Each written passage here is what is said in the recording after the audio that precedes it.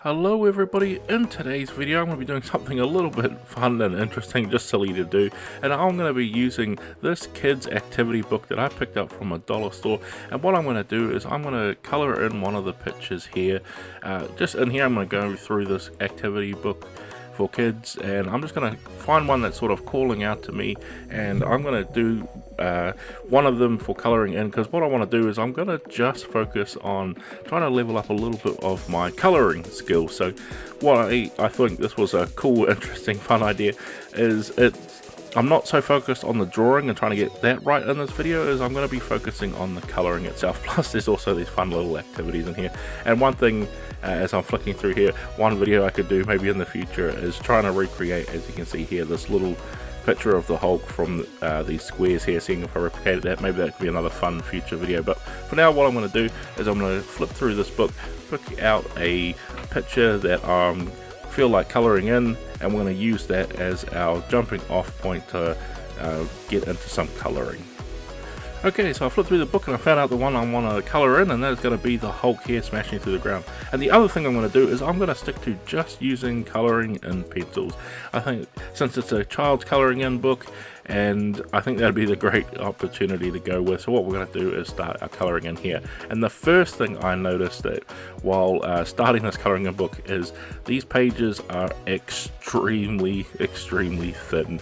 And even just with the light pressure I was using here to start building up the colour, as I was immediately nearly tearing through the page. So I had to work very lightly. So it took a little bit longer than I was expecting on this, but it's just one of the little problems that we could have. And of course you would get rid of this problem as if you were to have some thicker paper here, or if you're doing a drawing yourself. But like I said, I wanted to go with this idea. I was just walking around in a dollar store, and I thought this would make a fun little interesting video, and that way too I wouldn't have to be so focused on drawing in a video. I could focus a little bit more just on the colouring and trying to see if I can level up my just colouring skills themselves. And especially with the colouring in pencil, like I've said in my previous videos, I'd only ever used colouring in pencils for my artwork before, which was still very rarely, mainly I only ever sort of sketch with them, and I never really actually coloured in with colouring in pencils either. But that was the only thing I ever used to sort of colour any of my pictures and drawing and artwork from back in the day. So I thought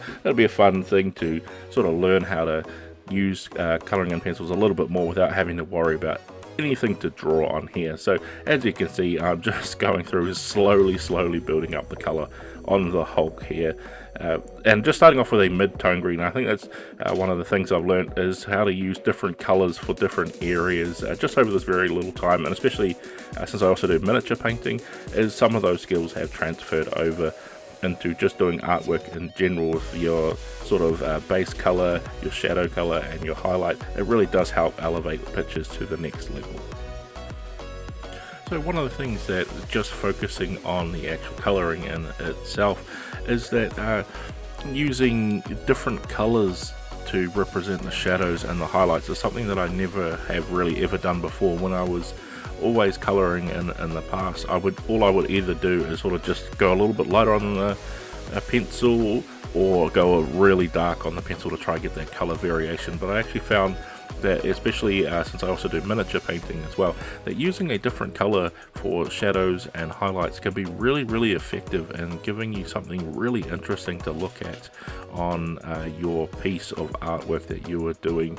And it really helps separate out the shadow areas from the highlights itself, like as I'm doing here, as I'm coming in with a much darker green to represent the shadows, and then a even lighter green, even a slightly more yellowish green to represent the highlights. So you can see there's a definite difference in between these highlights and shadows. And just doing it on something like this here, just a children's colouring in book, is an interesting way, just thinking about it now, of just sort of separating yourself from the drawing side of it and just focusing on a different side of it, which is just the colouring itself. So this could be an interesting idea if you want to level up your artwork itself, is maybe there's a picture online that you like that doesn't have any colour on it that you want to colour, or like you can do what I'm doing right here, is pick up a colouring in book from a dollar store or a art shop, or even places where you get sort of colouring in books. One thing though